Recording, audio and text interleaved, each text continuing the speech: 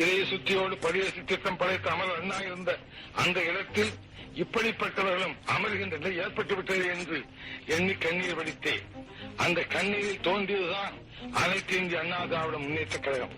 அமரர் அண்ணாவின் லட்சியங்களை நிறைவேற்றும் லட்சோபலட்சம் தூய தொண்டர்களின் பாசறையாக அண்ணாயுசத்தை ஆற்றிக்கட்டில் ஏற்றி அதன் மூலம் தூய்மையான ஆட்சியை, லஞ்சலாவண்யம் இல்லாத ஆட்சியை, ஏழை எளிய மக்களுக்கு தோழமையான ஆட்சியை, படித்தவர்கள் போற்றும் பண்புமிக்க ஆட்சியை, நாடு போற்றும் நல்ல ஆட்சியை அமைத்து காட்டுவோம் என்று சபதம் எடுத்து அதற்காக சோழா தியாகங்களை ஏற்ற தியாக மரபரின் பாதிபிலாக விளங்குவதுதான் அனைத்து இந்திய அண்ணா திராவிட முன்னேற்ற கழகம்.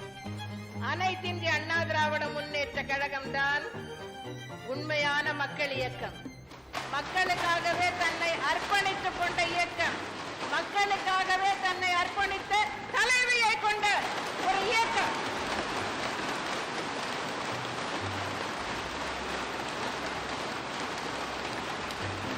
இந்த இயக்கம் இருக்கின்ற வரை, நான் இருக்கின்ற வரை இந்த இயக்கம் மென்மேலும் மென்மேலும் தமிழர்கள் வாழ்வு வளம் பெற செயல்படும். எனக்கு பின்னாலும் இன்னும் எத்தனை நூற்றாண்டுகள் வந்தாலும் அனைத்து இந்திய அண்ணா திராவிட முன்னேற்ற கழகம் மக்களுக்காகவே இயங்கும்.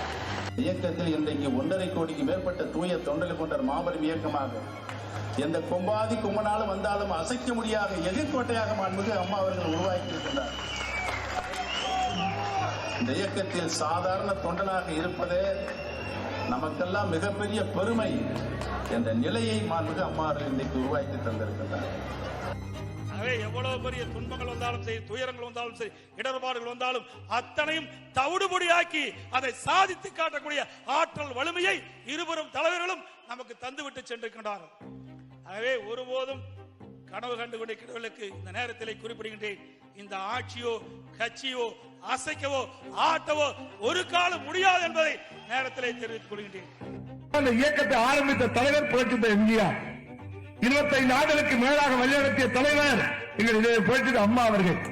இந்த இருவரும் தலைவர்கள் தமிழ்நாட்டு மக்களை, சாதாரண மக்களை பாதுகாத்தவர்கள். அந்த வழியில் இன்றைக்கு பாதுகாக்கப்படுகிறார்கள் சாதாரண மக்கள்.